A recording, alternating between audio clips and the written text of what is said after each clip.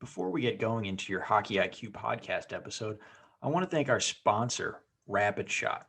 Rapid Shot is the smart shooting lane. It's like a batting cage for hockey players. Very cool. Tracks your shot in three ways: accuracy, shot speed, and reaction time. Easy to use.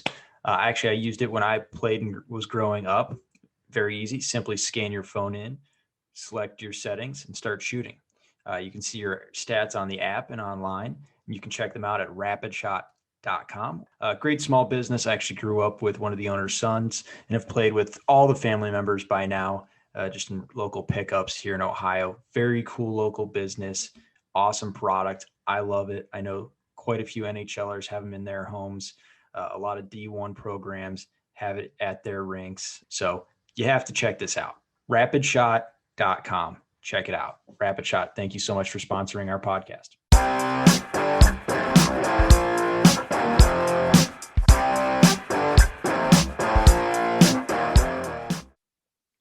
On the podcast today, we have Mitchell Brown. Mitchell, he is one smart cookie. Really enjoyed listening to him. I think he is an excellent hockey mind. And the crazy part is he didn't even play hockey. He had to play ice hockey. He's played some ball hockey growing up, and we'll get into that. But what did you take away, Dan? Let's start there. Well, I'll just say this. Anytime we can have a conversation with someone and leave a significantly smarter person is a win for us, for me. And this one definitely qualifies. Took a lot out of this conversation with Mitch. He's just a really thoughtful guy, and he's unbelievably well-versed, not just in prospects, but really across the spectrum in hockey. And like you said, Greg, he never even played organized hockey. He said he skated like 10 times or something like that, which blows my mind because, I think sometimes we kind of have a blind spot because we're around the game so much. So I think that having his perspective is really valuable. I love fresh eyes or new eyes. When I worked back at Alcoa at one point, that was the big thing on safety. It was like the person with the new eyes. They didn't have the old biases that everyone had been there forever. So really enjoyed that. I loved the idea behind transferable skills. I know you and I have talked about this a ton, but I think he really broke it down is what do players need to do to continue to go up the ladder and in their development, and what's maybe working now but isn't going to work later. So really excited to share this with everyone. And without further ado, our conversation with Mitch Brown. Welcome to the podcast, Mitchell. How we doing? Good. How are you guys doing? Great. Thanks for coming on. Really appreciate it. Yeah, super excited. Everyone I heard leading up to this is like, this guy is wicked smart. You got to have him on. So prepare to be disappointed. I don't know about that. You've got some great visuals. I've been using the one you have on angling of if successful, go this way, if unsuccessful, go that way. Yeah, thank you. I really like that one too. That's one of my finest. Oh, you're gonna have to send me some more. I use it all the time. It's so good. It's just so clear for all the kids. Yeah, it's great. I'm really glad to hear that. Yeah, so get it going here. Let's get a quick background for those that don't know you that well. So I write for Elite Prospects on our editorial, EP Rinkside. I've previously written for The Athletic, so I've done some NHL stuff, some prospect stuff. One exceptionally exciting fact is that I've never played hockey in my life. I've played ball hockey, but I've never played ice hockey before. And so it's a pretty interesting perspective, I think, that I have, because everything is learned by virtue of asking people an insane amount of questions rather than it just being intuitive from being coached from a young age. That is really interesting. Where'd you grow up and how'd you get into the sport? I grew up in the middle of Hockeyville, Ontario. Like, I grew up right in the middle of everyone around me played hockey. All of my friends did, but It just didn't really interest me all that much. I think I was like 12 or 13. It's like, I'm 24 now, so it was like 12-ish years ago at least when I first started following the sport. And then, as is usually with me, it's not like, oh, this is kind of interesting, I'm going to watch it. No, I obsess over it and, look at every detail and everything like that. And then it just eventually turned into a career path by virtue of annoying a lot of people, publishing a lot of articles, and getting dunked on the internet constantly. Join the club. I hear you. I'm interested in your path. I think it's really Interesting, really unique. So do you think that, by virtue of not growing up playing, you already mentioned that you didn't really have these like preconceived notions because you didn't have any habits to break. Maybe that helped you in your hockey journey? Yeah, absolutely. I think like one of the big things is that as a writer, your job is to explain things. It's to give the reader something to chew on. And a lot of times when you see people who are really good players, they're not able to explain exactly what they're doing or why they're thinking that way in a situation. I'm sure you might have noticed like elite players, for example, like in that Laz and Powers podcast, Patrick Kane is very explicitly stating why he does something. And that's something that separates, the elite players from the merely very good ones is how much they understand it. And so from my perspective, it was always, how can I improve my ability to like understand the game without having like the knowledge of, oh, you gotta bend your knees when you skate, or here's how you support the play or something. And then after I got more involved in everything, I think I started picking up on that things more. But at first it was mostly just like skills. Like I think those are the most easily identifiable thing. Like how does a player handle the puck? And then you start looking at, okay, well, they deke a person, but how do their feet look inside of what they do? How do they set it up? Where is their top hand on their stick? Are they using their bottom hand? So like, does that prevent them from adjusting when they get leaned on, and so on and so forth? And so it just kind of led me down this endless pathway of asking questions. And something I've always thought was interesting is that the people who are, again, like the best at the sport, and even a lot of top coaches, like they won't explain things in the level of detail that make it accessible for someone who has never played the game. Like in many ways, that has to be something that you go out and seek for yourself. And so when I write an article, I try to make sure that the audience will understand everything that I'm saying, no matter how advanced that it is. I strip it all the way down to basics. Like I have a little sheet that has all these lines that tell me, okay, here's a very quick way of saying why a stride recovery matters. Like just stuff like that, so I can make it accessible for an audience, whether it's someone who has watched hockey their whole life or someone who, just wants to learn about a player they trade for all the time in NHL 20. That's really interesting. I remember, so my first exposure to you was with your athletic writing, and now obviously with EP. That's interesting what you said about how you're trying to maybe not dumb it down, but you're trying to make it accessible for all parties. Is that still true even on EP, where you have a much more niche target audience, I would say, or is that still like part of your experience? Yeah, I'm still trying to make it really accessible. But the great thing is that with EP, there's a little bit more freedom in what I can write and how I can write it. Like The Athletic is a great platform, but they're very driven on one specific thing. And my thing was doing player breakdowns and trying to spin everyone into a positive light.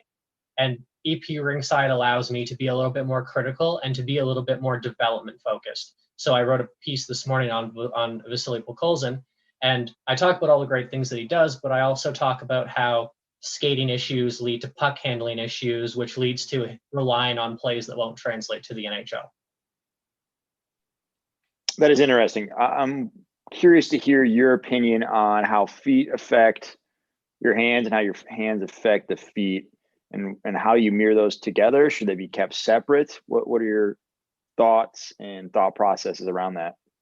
See, that's a really good question. I think you guys know the answer to it, but it's kind of fascinating to look at it, because when you evaluate junior hockey players, you will find like a fourth liner, 13th forwards will go out and they'll break ankles occasionally. They're going to wreck some dude. Like that's just the way that it works. But if you want to beat players consistently, how you set up the deke is more important, arguably, than the actual move itself. You want to come in on arcs because you want to get the defender moving one way or the other way. And then you can adapt your move depending on which way the defenseman crosses over or shifts their weight, if they lean in and kill their backwards momentum, and so on.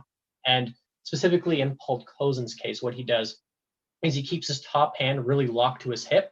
So he kind of handles the puck out in front of him. He never really has it across his hips. I think the term we hear most of the time now is hip pocket. Like he doesn't really have a hip pocket when he's carrying the puck. And he lifts the entire length of his blade off the ice. You look at like rolling out the back. So you're kind of pushing the puck out and then catching it around like, this isn't actually how it works, but like for a visual image, kind of like a circular motion. You're maximizing puck on blade time. And Pokolzin is like lifting a stick like as if he's trying to chop someone's head off. every time he goes to touch the puck on the other side. And so there's just a lot of exposure there. And then because he doesn't have that control, because he's exposing the puck, he enters a glide. And then, as we talked about with the setup thing, he can't set up his moves properly. So he's not creating a speed advantage or any sort of deception advantage through, faking outside, faking inside, whatever. And so it's much easier for defenders to read what exactly is he doing. We can get into like the more advanced stuff as well. Like because he locks his top hand, he keeps his bottom hand in a really weird position. Like, so if he bends, the angle that the stick is contacting that the ice changes, so he's more likely to bobble it. There's, there's a dependence between the hands and feet. So some players, they take a stride and then they push the puck one way. Then they take another stride and they push it back. And then they take one stride and they push it the other way. And again, that's really easy for defenders to read in open ice, and it doesn't set you up properly. Stick handling at the same rate as your feet. That sounds like youth hockey to me. There's a lot of junior players and youth hockey players that do that, or even the glide. I'm curious on where you heard of the term rolling out the back. I feel like that is something that's very, very at the margins of hockey, and something that we need to put a visualization on at our newsletter at some point. So I would imagine it was from a Daryl Belfry video post thing when he used to do those video blogs. I would imagine it was somewhere along the lines of that, or maybe like some sort of coaching video years and years ago. Like when I started learning about this stuff, I was like, it was before I was in university. So where exactly I picked it up from was a really hazy. It was probably Belfry though. I think Belfry was the thing. Like every year I just go back and watch all of his videos. I'm like, oh, well, this is a cool little thing that I've never noticed before, even though I've watched that video 80 times. Very relatable for sure. What's something that you note when you're watching junior players that you think is like most consistently the limiting factor keeping them from the next level? How much time do you have? Like 45 minutes. Oh, well, I would say it's really tough to pin it down because there are like players in different provinces and different countries have different development patterns. Let's stop there. I've been fascinated by that as an American because you can legitimately tell what kids are from Quebec based on like maybe their skating or stick handling, even like their posture. Like go more into that because I think that's something that like we don't talk about enough. So I don't have an answer for that, but I was on another podcast and the guy was like, I think it's because we start hitting later. He was from Montreal and he was like, I think it's because we have less contact early in our game. And so players develop, let's call them more unseemly habits that need to be crossed out of their game as they go higher up in the level. And I mean, and I think if you want to talk about major, junior, and specific, because, like the handling at the same time as your feet thing, like it's all connected, that's a major junior thing too. Like you see dudes put up 100 points, handle the puck like that. Like it's super common.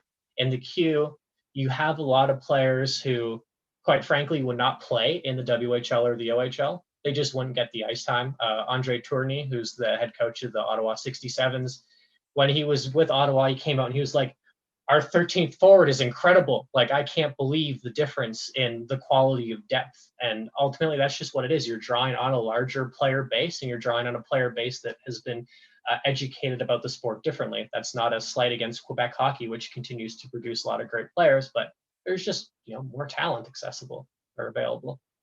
Well, hold on. We got off base there because I cut him off initially talking about the provinces. But Mitchell, you were starting to talk about maybe some of the limiting factors that these prospects have. Sorry. I would say you see a lot of like the puck handling thing, the crossovers can be really bad. Like this skating is a huge thing, right? Like to an untrained eye, you'll look at them and be like, oh, they're going fast. And then you stop and you really take a quick peek and it's like, this player is going to have to do like 3 years of flexibility work to be able to use his outside edge in his stride. Or this player he skates with like 140-degree knee bend. Just you see stuff like that, the crossovers. I would think one of the really big things, like with this is a bit more like niche, but for like what separates like the top junior guys from the top prospects essentially who go on to become NHL players is what they do offensively without the puck. So it's not just about like supporting puck battles and knowing when to dip in and when to flare outwards, to be ready offensively. It's about how to make timed movements into the slot with the pass or the rebound. It's knowing how to play in between checks around the net. It's knowing when to push off of a player, knowing when to tie them up. It's knowing how to translate, physical contact into some sort of advantage for whether that's setting up a shot or taking a shot, like leaning on someone and then pushing off and then using that to sink directly into your weight shift, or maybe you're using contact as a way to create a little bit of separation so you can free your stick. Like, you see a lot of players become really, really reliant on taking sort of low percentage plays that they never develop any of these other things. There was an OHL goal scorer, Ty Felber. He's a really interesting player because he was always pretty good. And instead of like actually improving, the translatability of what he was doing, he sank more and more into what he did that allowed him to score in the OHL. And that's really different. Like, he scored a ton by coming up to the top of the circle and firing because he could kill goalies with that shot.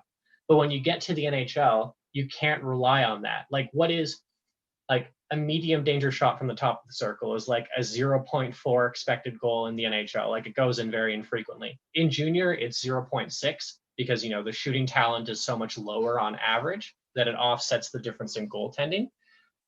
But if you have a guy like Ty Felber or in this draft, Tyson Forrester, they're able to take those shots from the top of the circle and they'll go in 15% of the time because they're just so much of a better shooter compared to what those goaltenders are used to seeing. They can rely on that. And then as a consequence, they develop poor habits as they go further up the ranks. Forrester is not that player. He's got great puck offensive instincts, but Felber never really had to develop that touch, the offensive feel, so to speak, around the net, the timing skills and so on. Where's he now? Probably in the AHL, I think. Yeah. He's actually still a pretty good player. Like, it's no slight to him, but he was a prime case of a guy as an overager who probably wasn't going to bring a ton of offense with him, and he'd have to lean into other aspects of his game to get there into the NHL. He'd have to start becoming stronger defensively. He'd have to work on his skating. He'd have to play on the inside a little bit more and so on. And, you just get to a super long list with some of these guys. And at which point, if you have lifestyle coaches as your development staff team, you ain't going to fix it. So don't bother signing them. Funny you say that, but I'm assuming you've learned a lot through your CHL tracking project as well. And does it kind of hit at these transferable skills that you're talking at, or where did this project come from and what are you attempting to accomplish with that?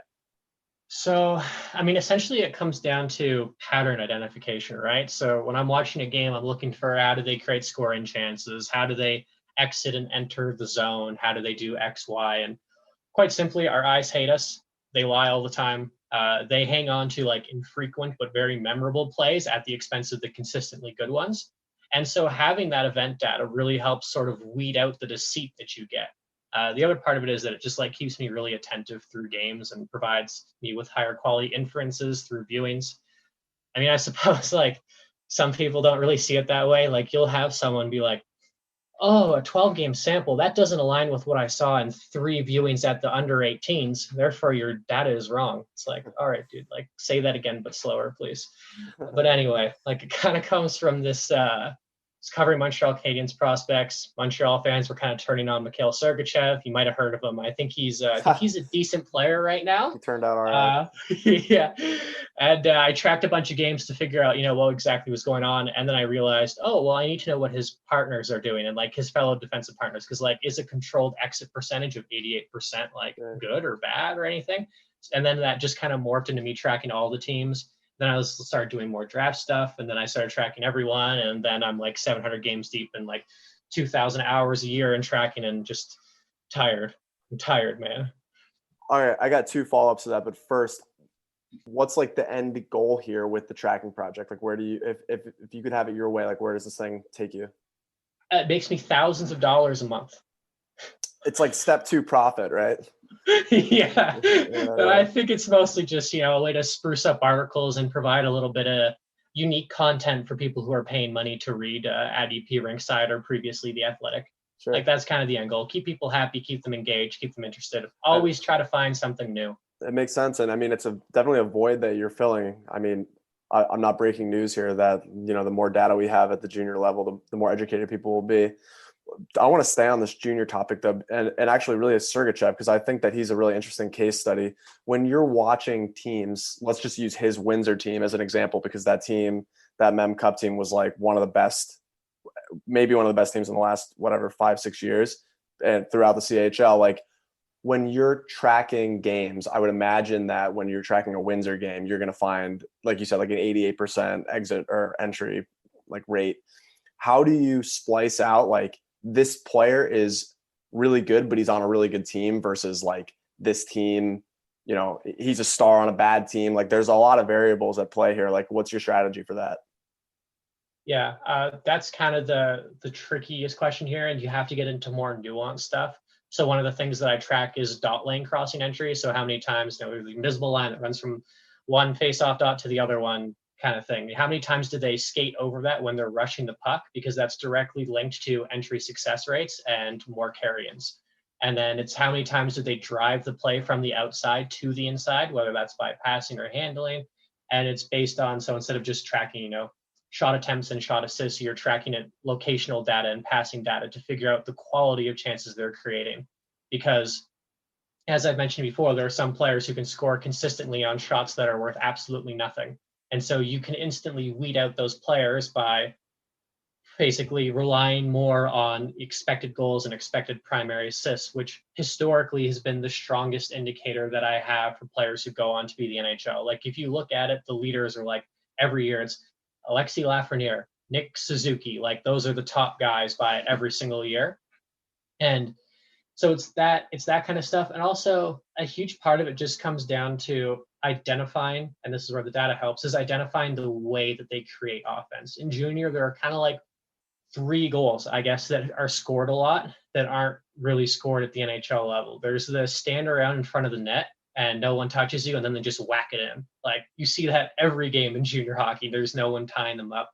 There's the quick, like the long range kind of shooting thing from guys who won't be able to do it at the next level. And then there's the outside lane net drive, which you see super common, and everyone gets super hyped about it. But this kid is not Pavel Bure. He's a below average NHL skater who took 18 strides from blue line to blue line and created a speed advantage on a defenseman who can't pivot to his right, so he had to pivot over to his left and turn his back to the play.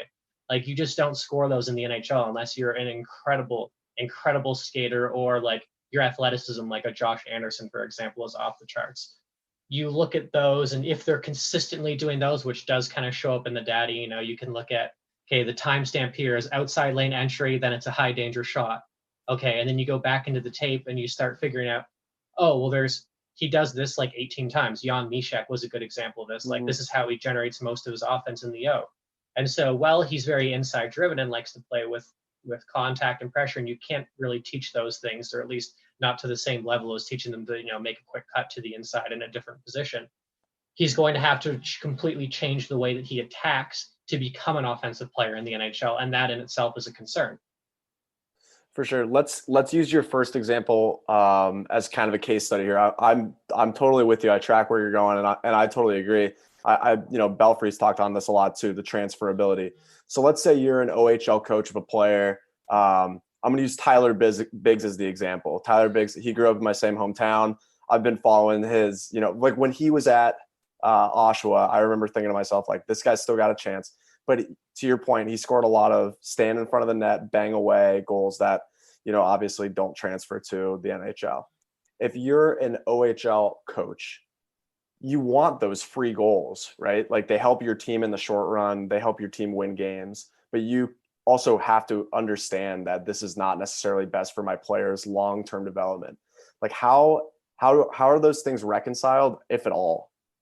So I'll get to an answer, but first I want to tell a little story. So last year I interviewed Daniel Renault, who was the head coach for the Shawinigan Cataracts. He's now the head coach for the Waldorf Warriors. He basically told me that when he got to, coaching Maverick Bork, who I think he went 30th to Dallas or something, which was just a like larcenous pick. I can't believe he slipped that far. But when Bork entered the queue, he was a catch and release shooter. Obviously, that's a dangerous thing. You can translate being a 2-touch off puck scorer to the NHL. But he did score a lot of these kind of net front things. He didn't really have a lot of elements to his game outside of that. They could have won a ton of games last year just by having him sit in front of the net and do those things. Like, that might have been their better course of action for victory.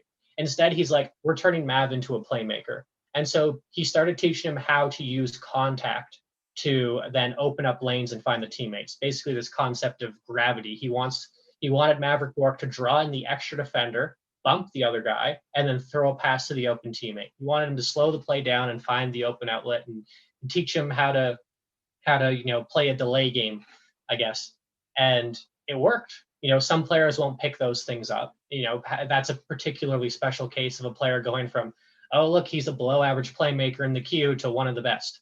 But coaches like Renault find ways to make it work and make it work within their system. They don't always have to be mutually exclusive. Now, to that point, you do have very questionable decisions you see throughout junior hockey all the time, where teams are putting players in situations, trying to teach them to do X and Y, and that hurts their team. And then they put them immediately back into the other thing because they're not teaching them or coaching them the right way. It's all about, okay, you do X, and then the player can't do X because it's not properly integrated into his neurological grooves and his habits and stuff like that. And then it immediately goes back to doing what he does before. And that's a very common thing we see in junior hockey. And there's too much reliance on wanting to win. Like, at the end of the day, like 16 to 20 teams in the OHL make the playoffs. Like, let the kids improve their skill. They're all here because they want to make the NHL. Let's focus on that. You do need a winning environment to produce NHL talent. I'm not disputing that. But you also need players who can win to do that. And sometimes, we have this dude in the net front. Maybe we could get him to do more things. You get a Maverick Bourque, and then that makes your team way better. Unbelievable. I think that we're having quite a great conversation. We're really getting at what makes a player good, great, and elite. What are the players that really get you jazzed and get you excited? Because it sounds like you've got a great depth of knowledge. So sometimes it can be a double-edged sword where you think, this guy sucks, this guy's terrible here and there, and you start picking apart his game. I mean, what are the types of players, what are the types of plays that you enjoy watching?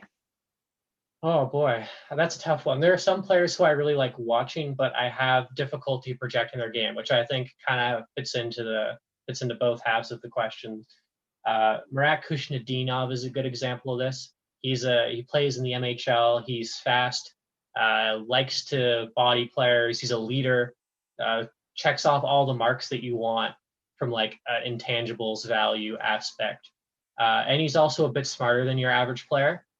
And so he uses those tools to take defenders wide and beat them to the net all the time. And he can find players from those positions as a crafty playmaker.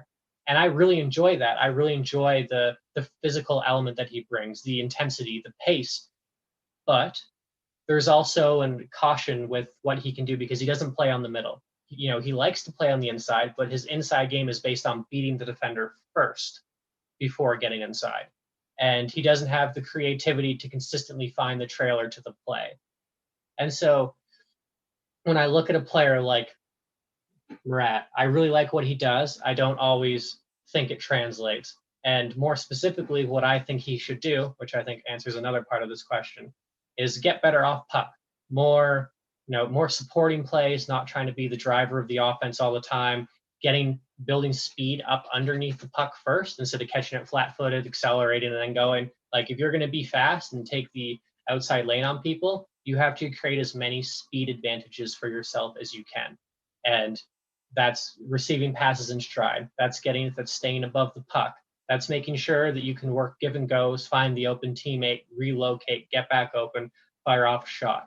And that's a huge attribute that he'll need to work on. There's also just, you can teach a player in his situation, I believe anyway, to slow down. Sometimes when he drives that net, and as a coach, you tell him, you're going to make that net drive, but what if you tap the brakes and then cut into the middle? And that could completely change the way that he sees the game, because suddenly he goes from trying to outrace everyone to a specific spot to then seeing the ice in front of him, seeing his teammates coming down the middle. And then you can unlock a lot more offense from his game. And that's a good habit to build before he goes, I guess, to the NHL. Is that an adequate answer? I feel like I can start pointing to more specific things, but Oh, I've got a good follow-up to that. So, I mean, I've watched a little bit of the MHL. I'm a Blue Jackets fan. Kirill Marchenko played there last year for a hair. Maybe it was 2 years ago. The years are starting to bleed. And, I'm not breaking news. Like, the MHL is a hard league to project just because it's Russian junior hockey and the skill differential between the top and the bottom is pretty wide. What leagues do you think are the easiest and the most difficult to project? Oh, like the easiest to project by far is like the OHL. Right. Yeah. The OHL is the easiest one because you just like you can watch a player and you don't even have to have a good eye for these things, and you can figure out that what they're doing works so much better than everyone else going forward. There's just the depth of talent is so much stronger. There are very few players there who don't belong. Like it's just an easy league to figure out. Also, part of that is just familiarity bias. Like that's where I spent most of my teenage years watching games in Mississauga, watching them in Guelph, watching them in Barrie. And so I understand how it works a little bit more. And then as for the projection thing, I think you're looking at like the second, third tier type men's professional, like so it's like the Slovakian league, the Czech league, NLA. Those are really tough ones to figure out because you can't tell if they're like lack of offense or lack of ability is because they're being coached this way, or if it's because of their tools, or if it's because of like their lack of skill, I don't know, interaction, their inability to stack skills on top of each other. That's the kind of thing that provides the answers, but you don't really get any further in execution because then, when you get a player who's really good at that level for their age, well, all right, well, how do you translate that too? Because they're turning the corner on people who can't pivot properly and can't defend properly. And, you're not going to have the same level of defensive acumen or anything like that you're facing against. And so again, you develop bad habits. I think a really good example of this actually is Tim Stützle, to go off on a tangent. Like I really like Tim Stützle. At EP, we had him infamously low. Like I think we had him 8th or something, and just the internet was relentless about it, which fair enough. We might be wrong. I will gladly take the L if we're wrong about it. The NHL could use a German superstar like Stützle who just like breaks ankles every single shift.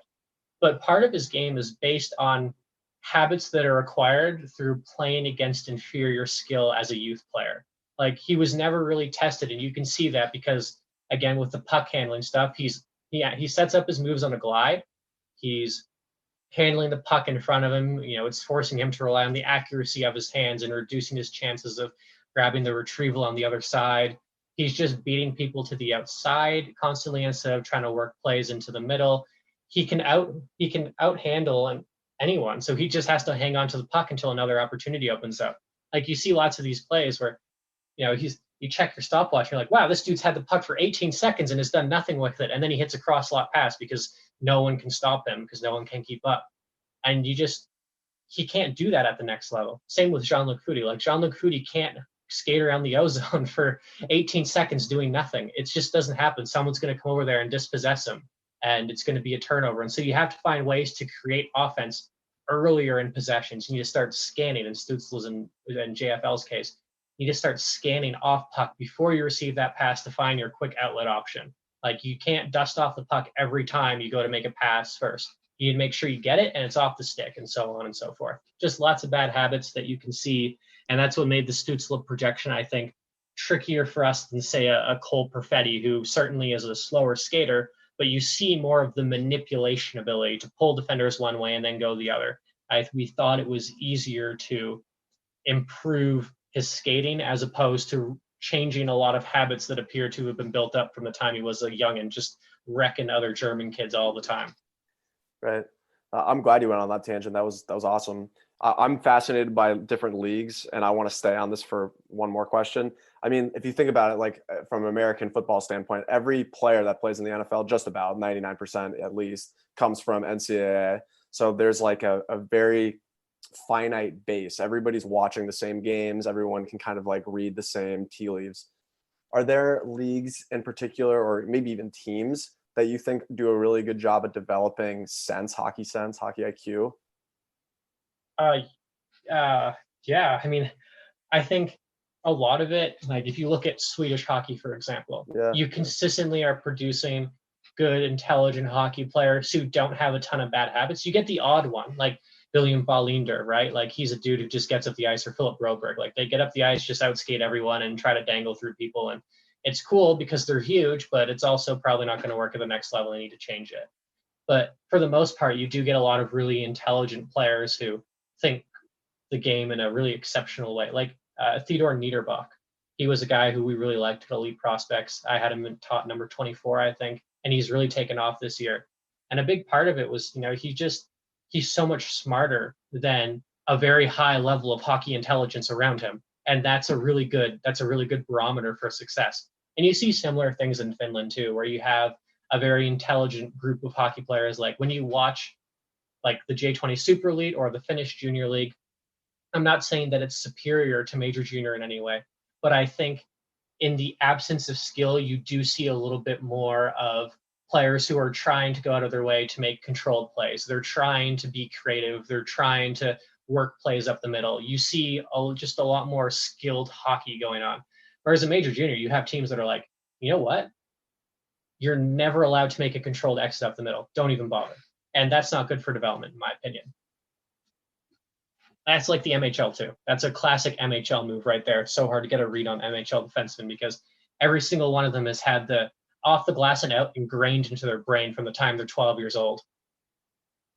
Very funny that you say glass and out. I was just having a discussion with some coaches yesterday because they were stressing glass and out in preseason. And I was telling them, like, you don't want to do that because it just doesn't project well. Like, how are we supposed to develop players if that's their MO is just glassing out? And I'm curious, maybe also has something to do just with coaching and the environment, but also the rink size. Does that have something to do in your thought? Yeah, I think it changes less than people think. Like when you talk to a lot of these players, they don't really seem to be bothered by it that much. Maybe they back into the boards a little bit too quickly on the power play. But I think generally the difference it makes is mostly for guys who are going to rely on, offense that won't translate. There's more space to drive wide on the defender, stuff like that. It's not really a huge deal, I don't think. As an aside, it's like I have a weird NCAA thought watching why is everyone trying to be the Stanley Cup winning Pittsburgh Penguins? Like every single team is, we're just going to chip this off the glass and have a guy hunt the puck down at open ice and then kill them on the counterattack.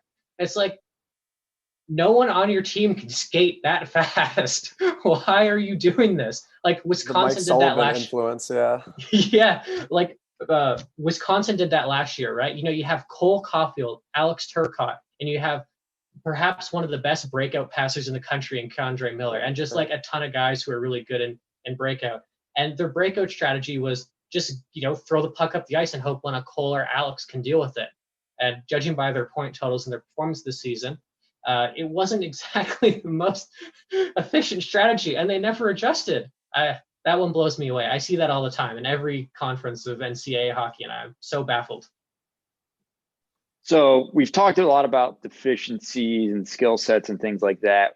And it's hard to figure out what's going to go first. And, development's not exactly linear, but what are maybe some things that if you're an NHL team or you're a major junior team looking at a youth player, what skills are you comfortable teaching these kids in a relatively quick time frame where you can take them to that next level and have them be a contributor?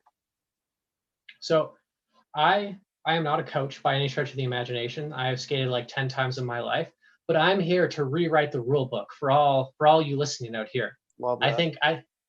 I think the big thing that you want to teach kids at a young age is keeping the puck across the hips and threatening triple threat stance. Coming on an arc, cut across the defender. You can still have fun with your one-on-one skill, but now you have the superior base to start working give and go, to start working passes in, to start working some off-puck offense in, to start working more deception. Another thing that I would like to see from more youth players is eye deception. So you come in across the blue line, and instead of looking at the goalie that you're going to shoot, you look across the middle, or vice versa, depending on what you want to do. Never look directly at what you want to accomplish. And then as you get higher up the ranks, also that helps for, not getting smoked by someone. As you go further up the ranks, start looking into stuff like offensive manipulation. So now you have the triple threat stance. You have the look-offs integrated. So now start figuring out ways that you can toy with defenders. Start figuring out ways, okay, if I pull this puck back, this defender is then going to pull a stick into a different lane. If I turn my body this way away from my passing target, the defender is going to take a step out here, and then that lane is open. And so when you look at someone like a Cole Sillinger, for example, who was a fantastic rookie in WHL, part of what made him so good at 16 is, despite, he's not an incredible skater, he's not the most talented player on the ice at any point in time, that's for sure, but he's just so much more intelligent even at 16. He's manipulating offense, and I think, or defenders, and I think having that manipulative playmaking, having that manipulative element to your game builds a more pro-ready offensive player. That's funny. I'm gonna plug our own company here, Hockey's Arsenal. We actually have a presentation on manipulating defenders and manipulating the opposition, whether it be controlling feet by skating at them or pulling a puck on its own entry to try to drag a guy to you so you can open some space in the middle lane, or even just, where to look on your vision as you pull in to the middle from an outside lane, that defender pulls in and have someone skating on the overlap. I think those are all critical skills. Yeah, send me a link to that, please. I would love to watch that. Absolutely. Last one for me, and thanks for your time. I really appreciate it, and I know our listeners will too. I want to give you the floor to pump your tires once and then maybe bring you back down to earth once too. What's a player? What's named like one? Because like I said, my foray into your work was through The Athletic and now with the EP. What's a player who you were completely right about, you wrote about, and were like, yep, I think this kid's going to be a stud, and he has turned out? And then maybe the inverse, somebody who you were really high on who just, for whatever reason, never panned. Well, I mean, you're wrong about every prospect, even if you get them right on face value. Like, there's always something that you didn't know, that you didn't see, that you didn't understand, that resulted indirectly or directly to their success in the NHL. Mm-hmm. And so when people are running around like, oh, well, you kids who weren't watching the games didn't realize that this dude who scored 145 points in 62 games in the CHL wasn't going to be good, kind of thing. Like, I ain't here for that. But I do think that particularly Nick Suzuki, that was a player who, he's not a great skater. He did have some bad habits in transition, and just you could see other parts of his game that suggested a guy who would find ways to adapt. One of the best examples was on the power play, PKers would skate at him, and so he would just offload the puck. And then he realized, oh, well, the penalty killer isn't going to close out on me this game, so I'm just going to go around him and shoot. And you see all these little micro adjustments he's making in shift in game, and that to me points to a player who is going to find ways once he gets to the NHL to make up for his lack of speed, to make up for some of the poor pace decisions that he makes. And so that was, I guess, a very small, obvious victory. I mean, it should have been obvious to everyone, I thought, but whatever. And who I got wrong, my goodness. There's so many, right? No, I'm just kidding. Yeah, no, seriously. Seriously. That's part of the thing, though. I mean, you're projecting. That's the word, tells the story. You're projecting. It's difficult. I was wrong on Cam Atkinson. I'll give you that one. I was totally wrong on Cam Atkinson. I was wrong on Vitaly Abramov. So do you think he's good or bad? That's one that I'm confused about. Oh, I thought he was going to be like a stud, and he's fine. I mean, he's an AHL guy who still could play in the NHL, but I'm not willing to put money on that. Yeah, I'm kind of with you on the Abramov one as well. There's just a lot of he does a lot of things really well, but the avoiding contact thing, even though he can push guys off the puck sometimes, and the puck handling is built on poor form, and the offense isn't translatable and so on. Like, I really like him, and I hope he makes it. Like, you always want to see a player make it. But as for who I've missed on, I would think a good learning lesson for me was Jacob Delarose. He's a Montreal Canadiens. He was a Montreal Canadiens prospect. He's an NHLer somewhere now. My goodness. And he was kind of an interesting one for me because I watched him in the SHL and I thought, okay, well, here's a dude who's playing hard, skating well, being big, and making the occasional skill play. Okay, he's going to play in the NHL, and he's going to be really good. St. Louis. And then I completely missed that. I did too. I got to be honest. And I thought he could be a top 9 guy. And then I got to a point with him where eventually I started cueing in on these little things. And then I didn't think anything of it. I was just like, oh, these are minor details that he'll fix. And then when I look back on it now, I see a player who couldn't create offense individually. I see a player who, well, he could do these fancy passing plays. He couldn't make any plays in motion. He couldn't create any advantages for himself or for his teammates. And while he's big, fast, and can do some things with the puck occasionally, if you can't create advantages and you can't get space and separation, you're not going to do anything. You need to be able to make plays in motion, even if you're the fastest player in a straight line. Like, look at Andres Athanasiou. The dude can skate in a straight line and outrace anyone, but he's still not more than a thirdish liner type. Carl Hagelin would be a great example as well. Yeah, that's a great one. So I want to dig into more, probably off the record, but that's enough time for today. So we like to give 2 minutes at the end, plug anything you want, and then also give us a book recommendation. What are you reading these days, or what has been big for you in the past? So book recommendation is definitely Range, Why Generalists Thrive in a Specialized World. It has a little bit of everything for people who I think are listening. If you want to learn a little more about projection, there's a lot on projecting and making probabilistic guesses and so on. There's a lot on coaching. I think one of the most interesting things for me is that people who have experience in wicked domains, so these are domains where there are unclear rules and patterns are hard to identify, and the feedback, so like what happens after you do something, is very delayed or inaccurate. So in this case, prospects. You can make a projection and then 3 years down the line not know if your prediction was right. That's an example of a wicked domain. Mm-hmm. The basic idea is that people who live, work in wicked domains, they have a leg up not by experience over their competitors. In fact, experience is irrelevant. It's willing to adapt. It's willing to make adjustments even when the adjustment that you're making might not have an immediately clear impact. And I think that's a really valuable lesson for anyone who is coaching, for anyone who is projecting, for anyone who you do these things in pretty much every day job you could ever have, for anyone who watches basketball, watches hockey, watches anything. It's super valuable. And as for myself, you can find me at Mitch L. Brown on twitter.com, otherwise known as the greatest site on the internet, that I will start tweeting out more stuff more frequently. I have promised that I will do that, and I am a man of my word.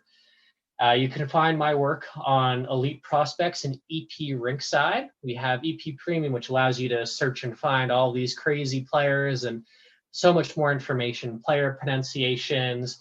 You can have these crazy filters. You can look up what time of night it was when a player scored a hat trick on Valentine's Day. You can do some crazy stuff with the data. And you get access to all of our written content, which houses all of my articles, including my most recent Vasily Colson article breaking down why he's arguably the best drafted defensive forward outside the NHL, and a few tweaks he can make to finally start scoring in the NHL. That's all I got. Thank you so much for having me on, Daniel. Thank you so much for having me on, Greg. It's been a great time. Thank you for tuning into the Hockey IQ podcast. We are Hockey's Arsenal, Greg Revac and Dan Dukart. Together, we've come together to create a platform and a community to expand on hockey intelligence, hockey IQ, whatever you want to call it. We're very passionate about seeing this game played smarter and better, and continue to develop itself to the next level and staying on the cutting edge of things. So you can find us at Hockey's Arsenal on Facebook, Twitter, and YouTube. We're also at hockeysarsenal.com. From there, you can find some resources and some options to work with us. We're excited to continue this. If you enjoyed this episode, please like, subscribe, follow, and share. You can also join up for our newsletter as well, where we're going to tackle anything Hockey IQ related. So we're excited to have everyone here and continue to build.